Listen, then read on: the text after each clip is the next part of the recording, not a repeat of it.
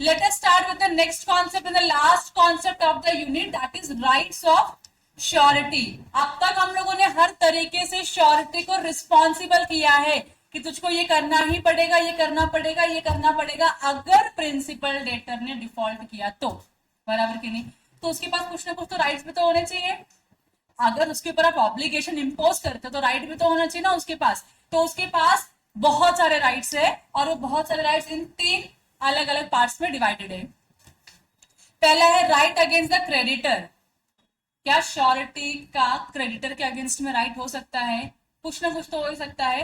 तो क्रेडिटर के अगेंस्ट में उसको राइट मिलता है। दूसरा, जो प्रिंसिपल डेटर है सारा जिसने डिफॉल्ट किया उसके अगेंस्ट में तो इसको राइट मिलेगा, बराबर। और लास्ट में अगर को श्योरिटीज है तो को श्योरिटीज के अगेंस्ट में भी क्या मिलेगा, इसको कुछ ना कुछ राइट्स मिलेंगे।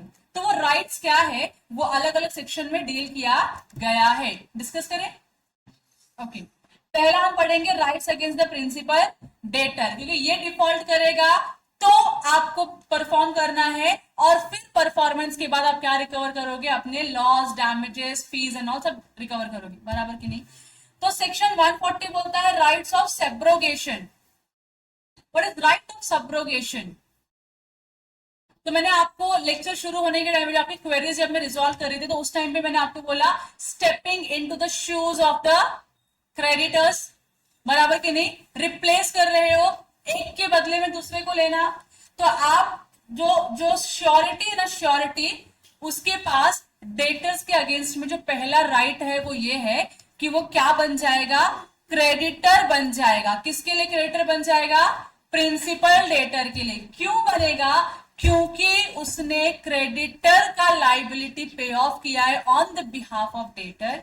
तो अब क्रेडिटर का नाम बैलेंस शीट में से निकलेगा और श्योरिटी का नाम उतने अमाउंट के लिए क्या हो जाएगा, ऐड हो जाएगा। समझ में आ रहा है? इसी को बोलते हैं राइट ऑफ सब्रोगेशन।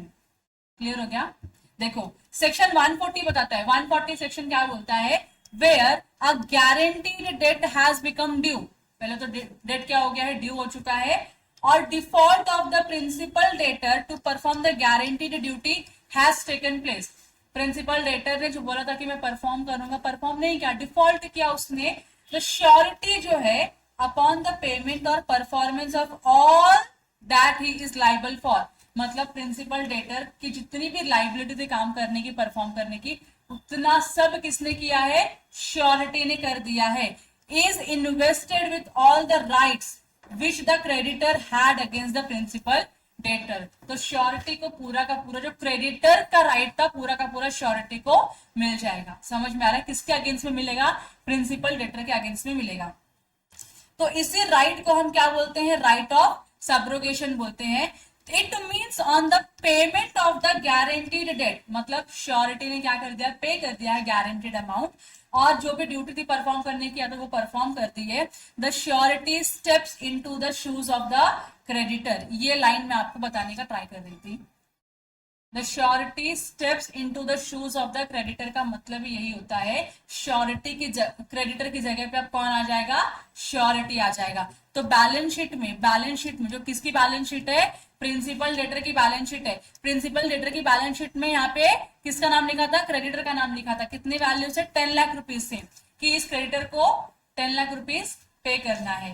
अब क्योंकि इस क्रेडिटर का पैसा किसने पे कर दिया, श्योरिटी ने पे कर दिया है, तो अब यहां से ये निकल के क्या आ जाएगा, श्योरिटी, और उसके बदले में क्या आ जाएगा, 10 लाख रुपीज आ जाएगा। समझ में आ गया? मतलब ना surety has become the creditor for the principal debtor, बराबर कि नहीं। तो पैसा रिकवर करेगा आपने कि नहीं करेगा, यस। तो पहला राइट तो यही है, किसको, श्योरिटी को against the principal debtor, right of subrogation, जहां पे वो क्रेडिटर के शूज में अप स्टेप इन करता है। मतलब अभी वो क्या माना जाएगा, क्रेडिटर माना जाएगा फॉर द प्रिंसिपल डेटर। यहाँ तक क्लियर है आप लोगों को? अब देखो इसका एग्जाम्पल क्या लिखा है। एग्जाम्पल लिखा है, राजू है, राजू ने क्या किया है, कैनरा बैंक से क्या कौन सा लोन लिया है, हाउसिंग लोन लिया है। राजू है, एक पर्सन है, ये राजू है और ये बैंक है, ये कैनेरा बैंक है। तो राजू ने क्या किया है, कैनेरा बैंक से लोन लिया है। राजू ने क्या लिया है, कैनेरा बैंक से लोन लिया है। क्यों लिया है लोन, हाउस परचेज करने के लिए ना, तो इसी लोन को हम क्या बोलते हैं, हाउसिंग लोन। हाउसिंग लोन बोलेंगे इसको। तो मैंने यहाँ पे लिख दिया हाउसिंग लोन लिया है। किससे लिया है? कैनरा बैंक से राजू ने हाउसिंग लोन लिया है। पप्पू करके एक इंसान है, पप्पू को पप्पू बनाया उसने। Pappu has given the guarantee for the repayment of such loan. Pappu जो है यहाँ पे, ये राजू है और ये पप्पू है। पप्पू ने क्या किया है? बैंक को दिया है गारंटी। ये क्या बोलता है कि अगर राजू ने डिफॉल्ट किया तो बैंक को टेंशन मत ले, मैं पप्पू तेरे को पैसा देगा। समझ में आ रहा है आप लोगों को? Besides, there was a condition that if Raju does not repay the loan within the time, the bank can auction his property by giving 15 days notice to the Raju. इसमें यह भी कंडीशन था कि अगर राजू ने डिफॉल्ट किया पैसे देने में with in the stipulated time, तो बैंक क्या करेगी? ऑक्शन में उसके घर को बेच देगी। समझ में आ रहा है? ये भी ऑप्शन है बैंक के पास। On the due date Raju does not pay, Raju ने रीपे किया क्या? पैसा नहीं पे किया। Hence Pappu being the surety, Pappu ने क्या कर दिया? श्योरिटी था, उसने लोन को पूरा का पूरा रीपे कर दिया। Now Pappu can take the house from the bank, क्योंकि अब लोन रीपे हो गया। बैंक से किसको जाना चाहिए था? राजू के पास जाना चाहिए था, लेकिन राजू ने पैसे दिए क्या? नहीं, पैसे पप्पू ने दिए, तो घर भी कौन लेगा? पप्पू लेगा। और जब राजू पप्पू को पैसे दे देगा जितना भी उसने रिपेमेंट किया, तो पप्पू राजू को घर दे देगा। सिंपल है कि नहीं है? Yes. And has all the as a right to option the house by giving 15 days notice to Raju. आप पप्पू चाहे तो घर रख सकते हैं, पप्पू चाहे तो घर को ऑप्शन सेल में बेच सकता है, इसमें कोई टेंशन नहीं है। यहाँ तक क्लियर हो गया आप लोगों को? ये समझ में आ गया? तो ये श्योरिटी के पास एक राइट है, पहला राइट है। राइट क्या है? राइट ऑफ सब्रोगेशन, क्योंकि बैंक के पास राइट था घर को बेचने का। अब वो राइट किसके पास आ गया है? श्योरिटी के पास आ गया, क्योंकि श्योरिटी क्या बन चुका है? क्रेडिटर बन चुका है। क्यों बन चुका है? Because he has stepped into the shoes of the creditor. इसकी लाइबिलिटी इसने पे की, तो now he has become the new creditor for the principal debtor. यहां तक क्लियर हो गया आप लोगों को? टर्म्स कंफ्यूजिंग लग रहे हैं क्या आप लोगों को? कंफ्यूज हो रहे हो ऐसा नहीं ना? नेक्स्ट क्या है? Implied promise to indemnify surety. ये तो आपको पता ही है, there is a implied contract between the surety and the principal debtor, जहां पे अगर श्योरिटी ने प्रिंसिपल डेटर के बिहाफ पे कॉन्ट्रैक्ट परफॉर्म किया है या रिपेमेंट किया है या पैसे दिए हैं, तो he can take all this things from the principal debtor. तो यहाँ पे तो कॉन्ट्रैक्ट ही है, तो ये तो इसका राइट हो गया कि नहीं हो गया? तो सेक्शन 145 वही बोलता है कि यहाँ पे क्या है? एक इम्प्लाइड प्रॉमिस है, जहां पे जो प्रिंसिपल डेटर है is liable to make the payment to the surety. तो श्योरिटी के पास राइट आ गई ना, वाली उसका लाइबिलिटी इसका क्या है? राइट है। एग्जाम्पल खाली पढ़ो। B is indebted to C and A is the surety for the debt। अब B is indebted to C का मतलब क्या है? B पैसे ओन करता है किसके? C के, मतलब B को पे करना है C को, तो B कौन बन गया? C कौन बन गया? A कौन बन गया?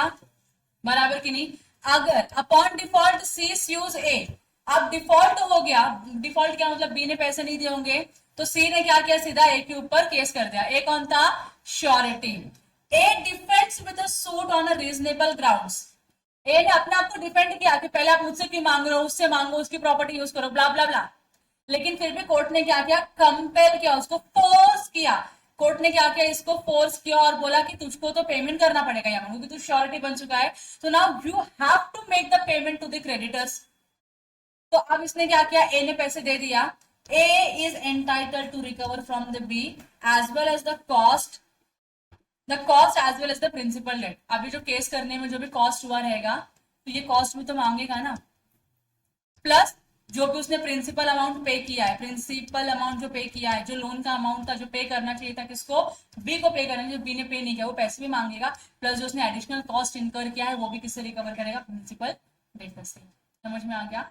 दूसरा right, right of indemnified, right to be indemnified. यहाँ पे श्योरिटी को आप बोल सकते हो right to be indemnified. Surety के पास राइट है उसको इंडेमिनिफाई करना। कौन करेगा इसको इंडेमिनिफाई? प्रिंसिपल डेटर इंडेमिनिफाई करेगा। किसको इंडेमिनिफाई करेगा? श्योरिटी को इंडेमिनिफाई करेगा। समझ में आ गया? Second right. तो right against the principal debtor दो ही है। पहला क्या बोलता है? Right of subrogation. दूसरा क्या बोलता है? Implied promise to indemnify the surety. Clear हो गया? अब इसके बाद क्या करते हैं? इसके आगे एक लाइन लिखा हुआ है, कि in the same case above, if A did not have a reasonable grounds for the defense, A would still be entitled to recover. अभी केस में तो बोल रहा है उसके पास रीजनेबल ग्राउंड था ये बोलने का कि मैं क्यों पे करूँ, आप उससे पैसे लो या ऐसे पैसे लो, बोल सकता था, और उसने बोला, लेकिन फिर भी कोर्ट ने माना नहीं. व्हाट इफ अगर ए के पास रीजनेबल ग्राउंड है ही नहीं बोलने के लिए, अपने आप को डिफेंड कर नहीं पा रहा है वो, तो उसको पे करना ही पड़ता, तो क्या वो रिकवर नहीं कर पाएगा? फिर कर पाएगा. तुम श्योरिटी हो, तुमने प्रिंसिपल लेटर के लिए जो कुछ भी किया तुम सब रिकवर कर सकते हो, whether you have the reasonable ground और you don't have the reasonable ground, it doesn't matter. आप श्योरिटी थे, आपने उसकी लायबिलिटी पे ऑफ करी है, now you have all the rights against the principal debtor to take back the money. समझ में आ रहा है आप लोगों को? क्लियर है इतना? Next, right against the creditor. Creditor के अगेंस्ट में क्या क्या राइट है? तो सेक्शन नंबर 141 में पहला लिखा हुआ है, surety's right to benefit of creditor's security. अगर क्रेडिटर को किसी चीज का बेनिफिट मिलता है, सिक्योरिटी जो भी आपने रखी होगी, तो उसका बेनिफिट का राइट भी किसको मिलेगा? श्योरिटी को भी मिलेगा. कैसे?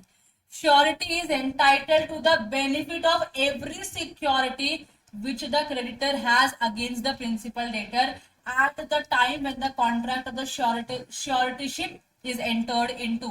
मतलब अगर क्रेडिटर को कुछ भी बेनिफिट मिलेगा, कुछ भी बेनिफिट मिलेगा, बेनिफिट किसका मिलेगा? किसी भी सिक्योरिटी का, बेनिफिट ऑफ एनी सिक्योरिटीज का. तो इस सिचुएशन में जो अपना श्योरिटी है वो श्योरिटी भी क्या डिमांड कर सकता है? श्योरिटी भी उस बेनिफिट का हिस्सा डिमांड कर सकता है, क्योंकि उसने भी तो रिस्क लिया है ना. और आपको रिस्क बेयर होने के बाद आपको अगर बेनिफिट होता है, प्रॉफिट होता है एक्स्ट्रा, तो डेफिनेटली श्योरिटी क्या बोलेगा? मेरा भी तो हक है उसके ऊपर, मुझको भी दो. whether the surety knows of the existence of such security or not. If the creditor loses or without the consent of the surety parts such security, the surety is discharged to the extent of the value of the security.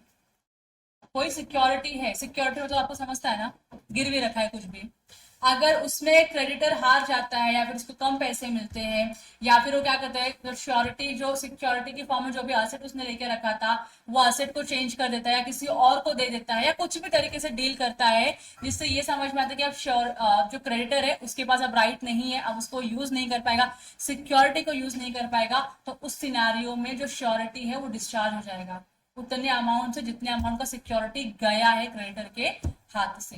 Example है, देखो सी ने क्या किया है, B को 2 लाख रुपए का advance दिया है और गारंटी किसने लिया है इसकी?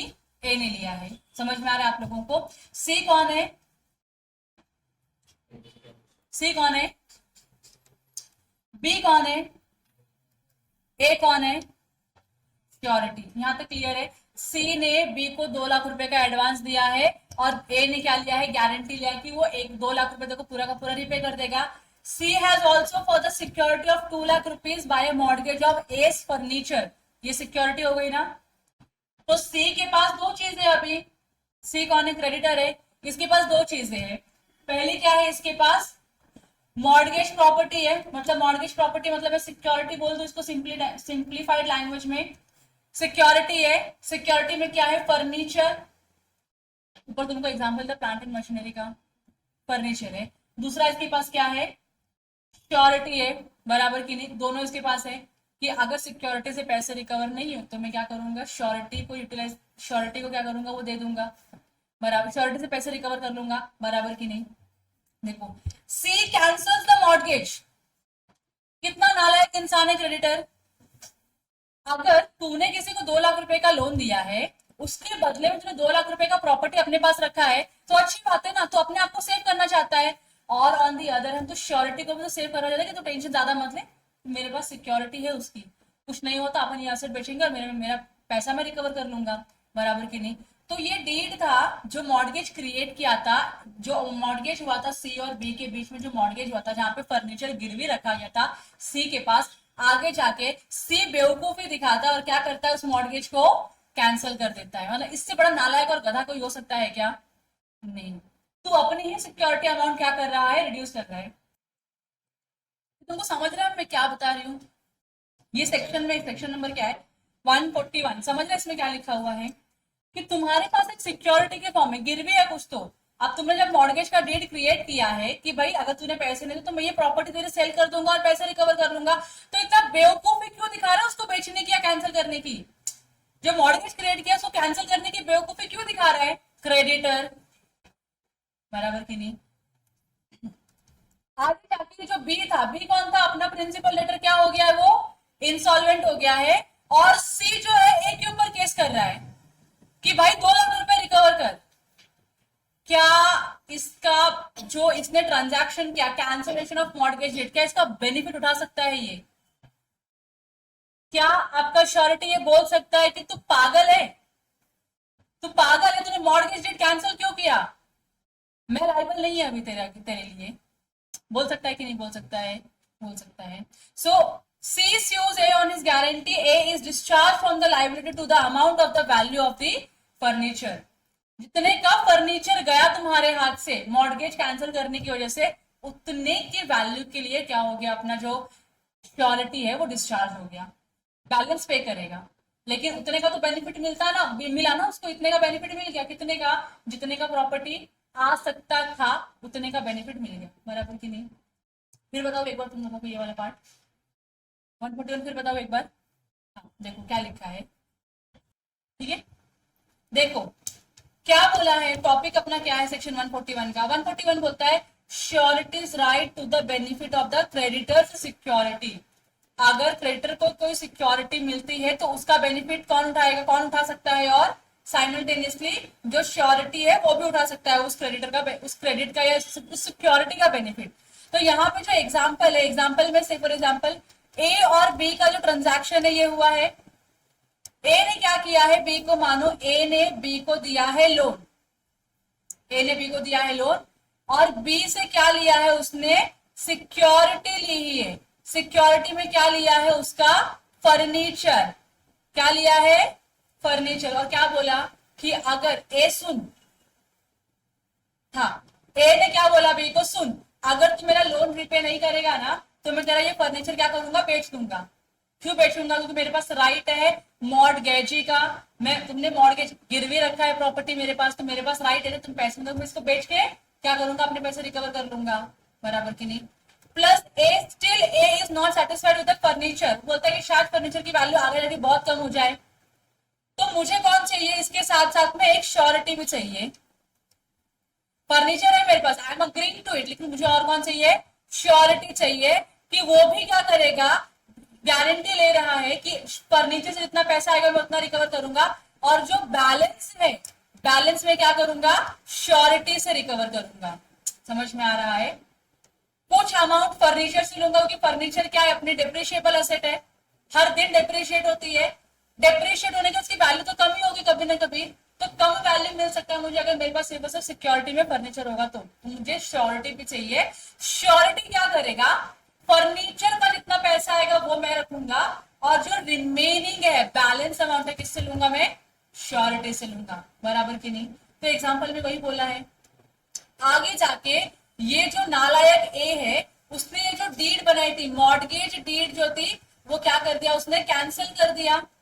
अब डीड कैंसिल किया, इसका मतलब क्या हुआ, फर्नीचर के ऊपर अब क्या ए का हक रहा नहीं, अब फर्नीचर किसका हो गया, पूरा का पूरा बी का हो गया। इसका ये मतलब होता है अब इसको बैलेंस नहीं करके अब इसको फुल पेमेंट करना होगा। अगर बी ने डिफॉल्ट किया तो फुल पेमेंट करना होगा कि नहीं करना होगा, फुल पेमेंट करने का मतलब ये भी तो टेंशन में आ गया ना कि फर्नीचर कहाँ गया। हमारे जो ओरिजिनल कॉन्ट्रैक्ट हुआ था उसमें क्या था, फर्नीचर एंड श्योरिटी था, तुमने फर्नीचर निकाल दिया, खाली कौन श्योरिटी बच रहा है ना। क्यों ऐसा किया तुमने, पूछा मुझको नहीं ना। तुम श्योरिटी का राइट है, इस फर्नीचर के वैल्यू का बेनिफिट ले सकता है वो, फर्नीचर के वैल्यू का क्या लेगा, बेनिफिट लेगा, और बोलेगा देख फर्नीचर होता मार्केट में बेचता 2 लाख में से कम तेरे को 80,000 तो मिल जाता फर्नीचर से, और मैं कितना पे करता, सिर्फ 1,20,000। So now I will pay only 1,20,000, 80,000 you have to bear it as a loss. समझ रहे आप लोगों को? तो ये जो सिक्योरिटी का बेनिफिट किसको मिला, श्योरिटी को मिला। समझ में आ गया आप लोगों को ये वाला पार्ट? अभी एग्जांपल पढ़ोगे तो आपको समझ में आ जाएगा। राइट टू सेट ऑफ होता है, सेट ऑफ का मतलब क्या होता है, मानो एक्स और वाई के बीच में कॉन्ट्रैक्ट होते रहता है, ठीक है, एक्स और वाई के बीच में कॉन्ट्रैक्ट होते रहता है। In a contract X has to pay rupees 5 lakhs to Y and Y has to pay rupees 2 lakhs to X. समझ में आ रहा है आप लोगों को? X Y को कितना पे करेगा? 5 लाख पे करेगा और Y X को कितना पे करेगा? 2 लाख. तो मैं अगर इनकी लाइबिलिटी को नलिफाई करूंगी तो कौन किसको कितना पे करेगा? X will have to pay Y.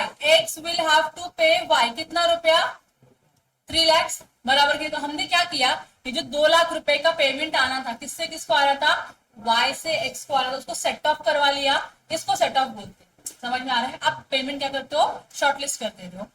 So if the creditor sues the surety for payment of principal debtors liability, surety may have the benefit of the set off, if any, that the principal debtor had against the creditor. तो कोई भी benefit जो principal debtor के against में creditor को मिल सकता था वो बेनिफिट कौन लेगा? श्योरिटी भी लेगा और बैलेंस अमाउंट ही पे करेगा. समझ में आ रहा है? ये क्यों ऐसा अप्लाई कर पा रहे हैं? क्योंकि हमने देखा था कि जो प्रिंसिपल श्योरिटी की जो लाइबिलिटी होती है वो उतनी ही होती है जितनी किसकी होती है? प्रिंसिपल लेटर की. तो फिर उसके राइट्स भी तो उतने ही होंगे जो प्रिंसिपल लेटर के होंगे. बराबर की नहीं? इसके लिए ये प्रोविजन आप अप्लाई कर सकते हो. और यहाँ पे एग्जाम्पल लिखा है, प्लीज एग्जाम्पल खुद से पढ़ लो, बहुत इजी है. पढ़ लिया? समझ गया? इस पे डाउट है? सेटअप वाले प्रोविजन में डाउट है क्या?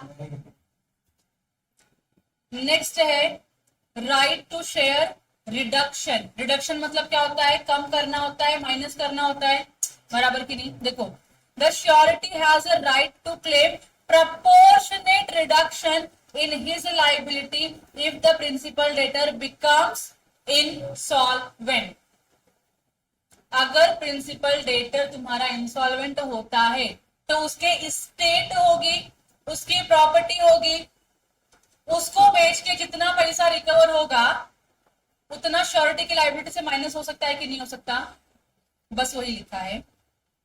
X took a loan of rupees 50,000 from Y which guaranteed by Z. Z ने क्या लिया है? गारंटी लिया है X और Y के लोन की. X becomes insolvent and only 25% is realized from his property against the liability. कितना रियलाइज हुआ है? खाली 25%. मतलब 50,000 का 25% कितना होता है? मैथमेटिक्स 12,500. इतना क्या हुआ? उसकी प्रॉपर्टी से मिला. तो अब श्योरिटी कितना पैसा पे करेगा क्रेडिटर को? तो 50,000 में से आप माइनस करोगे 12,500, कितना आता है? 37.5. कितना ही पे करेगा ना? रिड्यूस हो गई ना उसकी लाइबिलिटी उतने अमाउंट से जितने अमाउंट का क्या आया है सामने से? Value of property. क्लियर है? देखो, X became insolvent and only 25% is realized from his property against the liabilities. Now, Y will receive 12,500 from X and now Z is liable to pay 37,500 only. ये clear हो गया आप लोगों को? तो ये क्या होता है? Right against creditor. 3 राइट मिलते क्रेडिटर के अगेंस्ट में. पहला कौन सा है? Surety's right to the benefit of the creditor's security. Creditor की सिक्योरिटी जो भी रहेगी उसका बेनिफिट लेने का राइट है श्योरिटी का. दूसरा है सेट ऑफ का राइट और तीसरा क्या है? रिडक्शन का राइट. यहाँ तक क्लियर है आप लोगों को? सिंपल है. अभी तक चीजें क्लियर है? अब हमरा अपना जो है लास्ट वाला राइट है राइट्स अगेंस्ट को श्योरिटी. को श्योरिटी का मतलब कौन होता है? एक S1 है जो उसके साथ कौन होगा? S2 होगा. और जब तक S2 नहीं होगा तब तक S1 की लाइबिलिटी अराइज होगी क्या? नहीं अराइज होगी. तो S1 हमेशा S2 को बोल सकता है तो तेरी लाइबिलिटी परफॉर्म कर, मैं मेरी लाइबिलिटी परफॉर्म करूंगा. बराबर की नहीं? देखो, को-श्योरिटी का मतलब है व्हेन द सेम डेट और ड्यूटी इज गारंटीड बाय 2 और more person, such persons are called as co-sureties. यहां तक क्लियर है? Co-surety liable to contribute equally.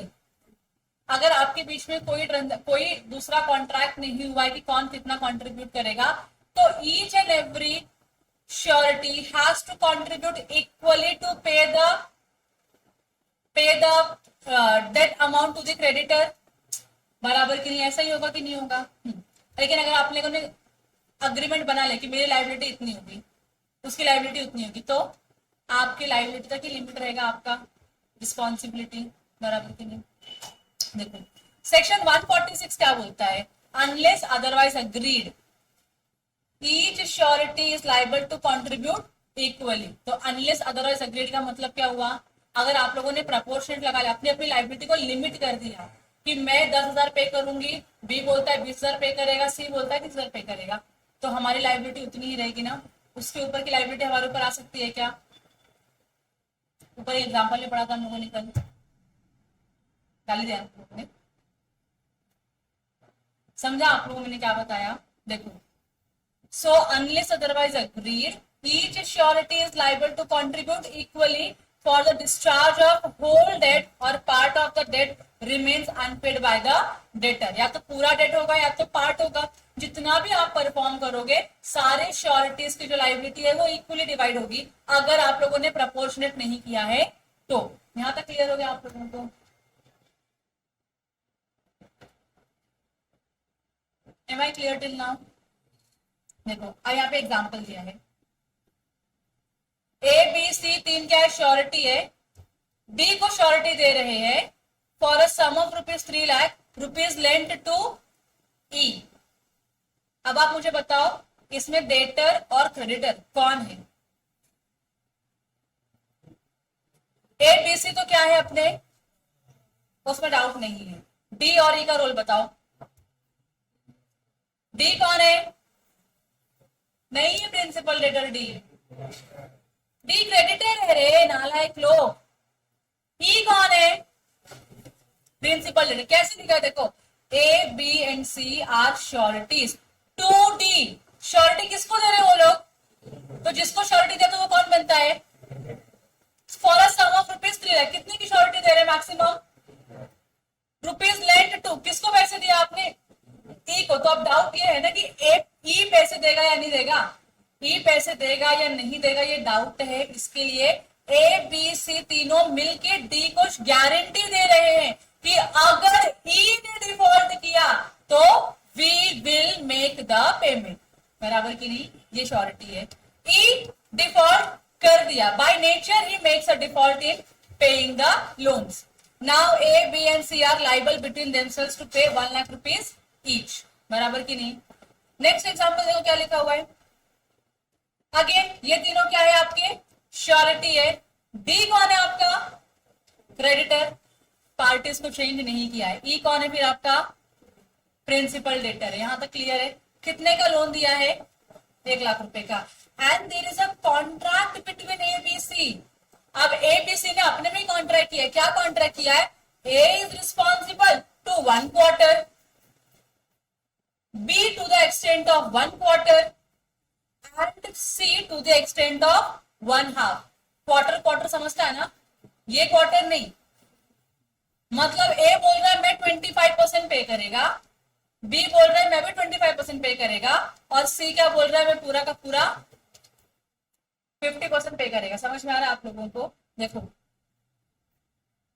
आ गया, E makes the default as between the surety A is liable for 25,000, B 25,000 and C ₹50,000। क्योंकि यहाँ पे proportion लगा दिया ना आप लोगों ने कि मैं इतने की ही लाइबिलिटी लूंगी, इसके ऊपर की लाइबिलिटी मैं नहीं लूंगी। तो जितने की भी आपने liability, you are responsible till that much amount only.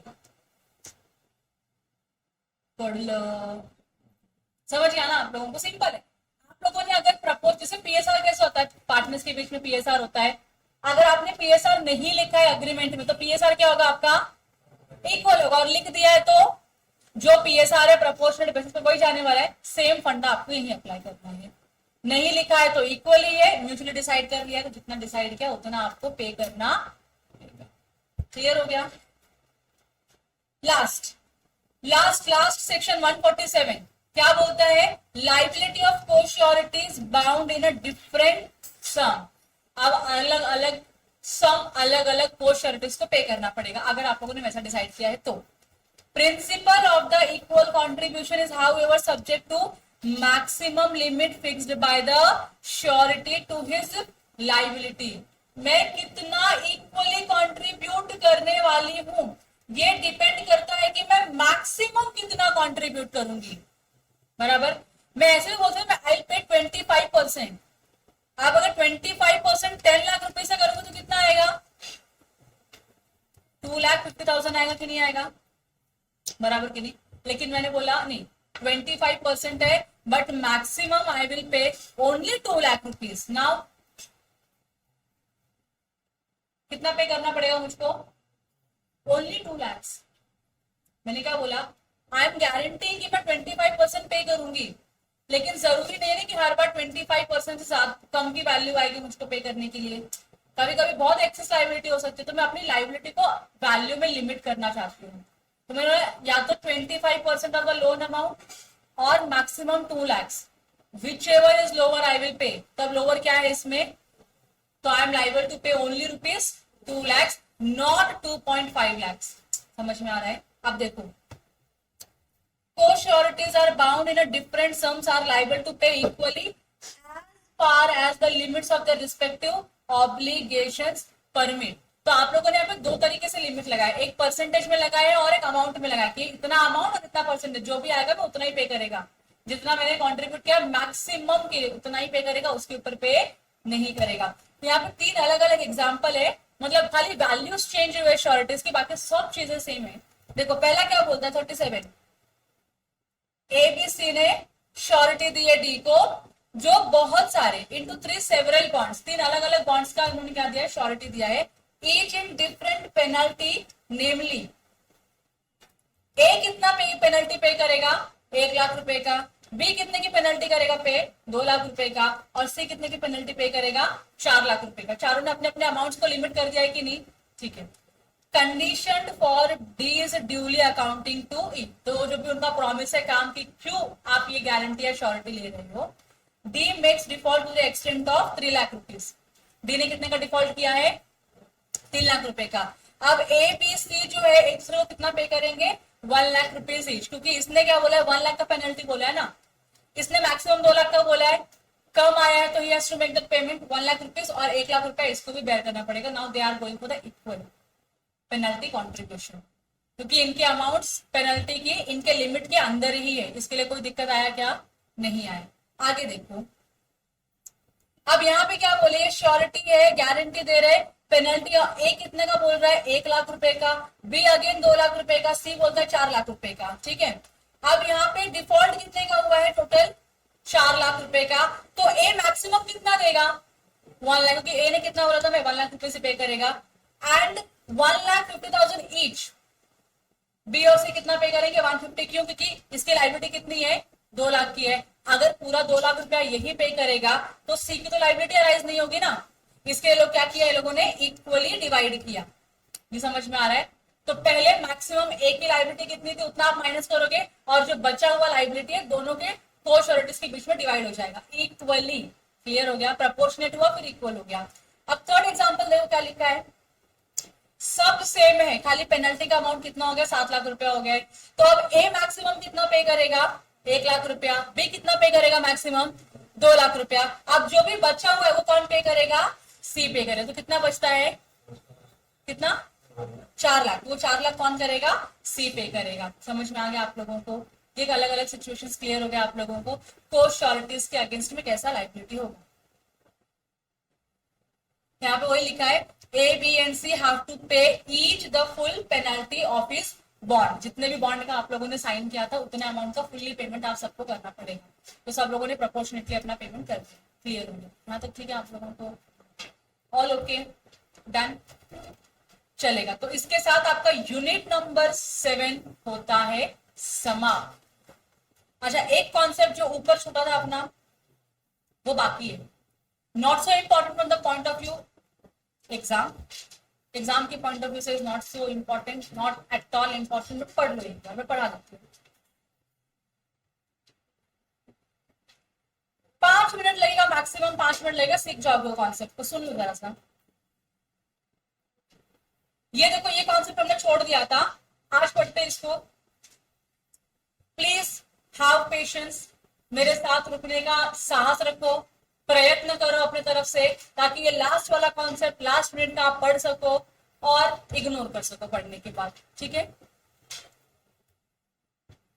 देखो मैं दिख रही हूँ आप लोगों को, दिख रही हूँ ना, आंखें खुली है, दिमाग खुला है, दिमाग खुला है कि दिमाग सो रहा है, कान खुला है, कान, हाँ ठीक है, नहीं खुला तो ऐसे करो, खुल जाएगा, ठीक है।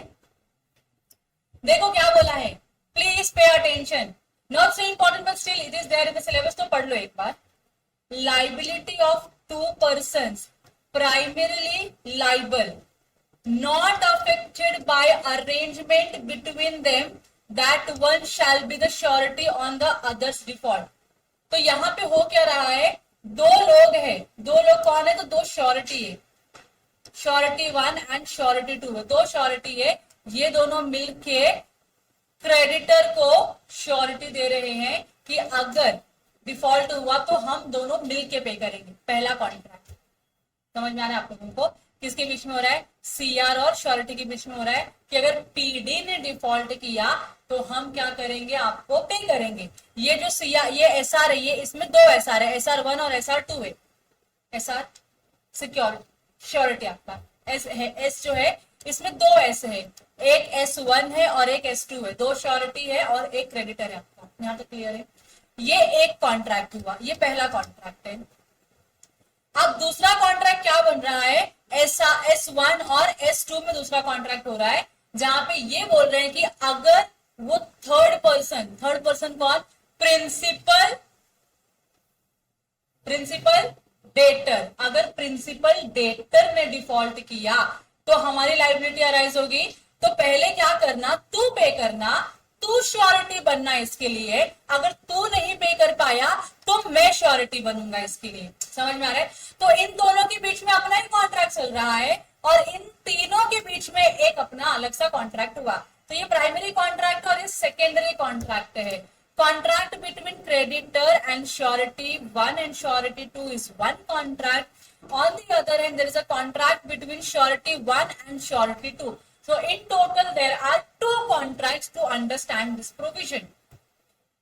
यहां तक क्लियर है आप लोगों को, दो कॉन्ट्रैक्ट बन रहा है, एक किसके बीच में, क्रेडिटर एंड श्योरिटी 1 श्योरिटी 2, और दूसरा किसके बीच में बन रहा है, श्योरिटी 1 एंड श्योरिटी 2 के बीच में दो कॉन्ट्रैक्ट। ऐसे क्लियर हो गया आप लोगों को। देखो क्या लिखा है, when two persons contract with third person to undertake certain liability, तो ये 2 पर्सन के ऊपर लिखो S1 S2 इजिली, मतलब समझ में आने के लिए S1 S2, और यहां पे थर्ड पर्सन लिखो CR क्रेडिटर, ठीक है। ये पहले कॉन्ट्रैक्ट की बात चल रही है, यहां तक क्लियर है। तो यहाँ पे श्योरिटी 1 श्योरिटी 2 का क्रेडिटर के साथ क्या हो रहा है, कॉन्ट्रैक्ट हो रहा है कि वो सर्टेन लायबिलिटी क्या करेंगे, पे ऑफ करेंगे डिफॉल्ट हुआ तो। And also contract with each other that one of them shall be liable only on the default of the other. तो अभी S1 एंड S2 के बीच में जो कॉन्ट्रैक्ट हो रहा है, ये हो रहा है कि अगर S1 ने डिफॉल्ट किया पे करने के लिए तो S2 लाइबल होगा श्योरिटी अमाउंट पे करने की। तो पहला प्रेफरेंस किसका, इन्होंने अपने में डिसाइड किया, पहले S1 पे करेगा, अगर S1 पे नहीं कर पाया तो S2 पे करेगा। समझ में आ रहा है, इनके बीच में ये कॉन्ट्रैक्ट हुआ है। So also contract with each other that one of them shall be liable only on the default of the other, the third person not being a party to such contract. तो अभी यहाँ पे किसकी default की बात कर रहे हैं, तो पीडी की डिफॉल्ट की बात कर रहे हैं, जो हमारे कॉन्ट्रैक्ट का पार्टी है क्या, S1 S2 का पार्टी है क्या, नहीं है। The liability of each of 2 persons to the third person, अब यहाँ पे थर्ड पर्सन कौन, इन दोनों की लाइबिलिटी जो है क्रेडिटर की टुवर्ड्स क्या रहेगी, under the first contract is not affected by the existence of the second contract. मतलब इन दोनों की, देखो क्रेडिटर क्या बोलेगा, चाहे तू पे कर चाहे तू पे कर, मुझको तो मेरे पैसे से मतलब है, बराबर। तो पहले कॉन्ट्रैक्ट के हिसाब से क्रेडिटर दोनों में से किसी से भी पैसे रिकवर कर सकता है कि नहीं, हाँ कि ना। तो क्रेडिटर का किसी भी तरीके से जो राइट है वो अफेक्ट होगा क्या, क्रेडिटर का राइट अफेक्ट होगा क्या बाय द सेकेंड कॉन्ट्रैक्ट, नहीं होगा। He will go to the court, he will file the case, he will ask the जज गिव मी जजमेंट, जहां पे किसी एक श्योरिटी को या दूसरे श्योरिटी को आप लाइबल करिए और बोलिए कि मुझको क्या दे, वो मेरे पैसे दे। दोनों में से कहीं से पैसा है मेरे को मैटर नहीं करता, मेरे तो दोनों श्योरिटी है, दोनों इक्वल है मेरे लिए, बराबर की नहीं। तो मैं किसी भी मांग सकती हूँ एज अ क्रेडिटर, लेकिन इनके इनके अपने ही कॉन्ट्रैक्ट हुए कि नहीं, पहले मैं देता हूं, मैं नहीं दे पाया तो तू देना। तो इनका जो अरेंजमेंट है इंटरनल अरेंजमेंट, ये जो पहली कॉन्ट्रैक्ट है उसको अफेक्ट नहीं करेगी। तो surety can either ask the money from surety, sorry creditor can either ask money from surety 1 और श्योरिटी 2 और बोथ, बराबर की नहीं। फिर तुमने इंटरनली क्या अरेंज किया हो, तुम इंटरनली ही देखो, क्रेडिटर उसके लिए रिस्पॉन्सिबल नहीं है, वो तो अपने पैसे से लेके अपने पैसे के लिए क्या है, रिसीव करने के लिए उसके पास राइट है और कुछ नहीं, उसको टेंशन नहीं बाकी का। यहाँ तक क्लियर हो रहा है आप लोगों को? मैंने क्या बोला अभी तक का समझ में आया आप लोगों को? आगे, although such third person may have been aware of its existence, ये जो क्रेडिटर है ना, इसको पता है कि श्योरिटी 1 और श्योरिटी के बीच में कॉन्ट्रैक्ट है, जहां पे ये लोगों ने ये डिसाइड किया है कि पहले श्योरिटी 1 पे करेगा, वो नहीं पे कर पाया तो श्योरिटी 1 के लिए श्योरिटी 2 क्या बनेगा, गारंटी बनेगा और पे करेगा। समझ में आ रहा है आप लोगों को? अगर ये नहीं पे कर पाया तो इसकी लायबिलिटी अराइज होगी पे करने की। इसका नॉलेज है क्रेडिटर को, लेकिन इससे फर्क पड़ने वाला है क्या उसको, उसके राइट को फर्क पड़ने वाला है क्या? नहीं, उसका राइट क्या है, पैसे लेना, चाहे S1 से ले चाहे S2 से ले, तो पैसे दोनों में से किसी से भी रिकवर कर सकता है। यहाँ तक क्लियर हो गया? अब इसका एग्जांपल पढ़ाऊं मैं आप लोगों को। ये देखो, ए ने और बी ने मिलके क्या किया है, बहुत सारे प्रॉमिसरी नोट, प्रॉमिसरी नोट क्या आपका एक नेगोशिएबल इंस्ट्रूमेंट है, अब दिख रहा है? प्रॉमिसरी नोट क्या है आपका एक नेगोशिएबल इंस्ट्रूमेंट है। तो ये दोनों ने मिलके साइन किया है और किसको इश्यू किया है, सी को इश्यू किया है, और क्या बोला कि अगर कोई डिफॉल्ट होता है तो ए या बी इन दोनों में से कोई क्या करेगा, आपको पैसे पे करेगा। ठीक है, so A and B make a joint and several promissory note to C. A makes it in fact as a surety for B. A क्या बन रहा है, B के लिए श्योरिटी बन रहा है। देखो प्रॉमिस दोनों साथ में कर रहे हैं, लेकिन A क्या बोल रहा है कि पहले B पे करेगा और अगर B नहीं पे कर पाया तो उसके बिहाफ में मैं पे करूंगा। तो मतलब A ने क्या किया है, A ने B को श्योरिटी 1 और खुद को क्या बना दिया, श्योरिटी 2 बना दिया, बराबर की नहीं। And C knows this at the time when the note is made. C को पता है कि श्योरिटी 1 B है, श्योरिटी 2 A है, तो पहले पैसे लेने के लिए B के पास जाना है, फिर A के पास जाना है। तो कोई दिक्कत है क्या उसको? नहीं, उसको एनीवेज उसको क्या पड़ी है, मेरे पैसे मिलने चाहिए, चाहे वो B से आए चाहे वो A से आए, पैसे आने चाहिए उसको, इतना ही खाली कंसर्न है कि नहीं है? Yes, the fact that A to the knowledge of C made the notes as a surety for B is no answer to a suit by C against upon the note. तो यहाँ पे C या फिर A जाके ये नहीं बोल सकता कि भाई C मैं तेरे को पैसे नहीं दूंगा, या C ये नहीं बोल सकता कि मुझे A से पैसे कैसे मिलेंगे क्योंकि A तो B का श्योरिटी है और मेरा श्योरिटी से तो मैं रिसीव करूंगा। ऐसा कोई आपको कोई फंडे का टेंशन लेने की जरूरत नहीं है। C अगर कोर्ट में जाता है, स्यू करता है, तो C either can take money from B और he can take money from A, whomsoever he will take his money back. कोई भी C का किसी भी तरीके से राइट जो है इम्पैक्ट नहीं होगा by the internal arrangement between A and B। समझ में आ गया? तो C के पास पूरा राइट है इन दोनों में से किसी भी पैसे रिकवर करने का, दैट्स ऑल, और कुछ नहीं। इससे ज्यादा इस कॉन्सेप्ट को आप पढ़ना मत, क्योंकि आपको ये एग्जाम में इसके ऊपर से क्वेश्चन आने की संभावना 0.01% है। चलो यहाँ तक क्लियर हो गया आप लोगों को? That's all. इसके साथ हम खत्म करते हैं अपना unit number 7। Thank you so much for your time.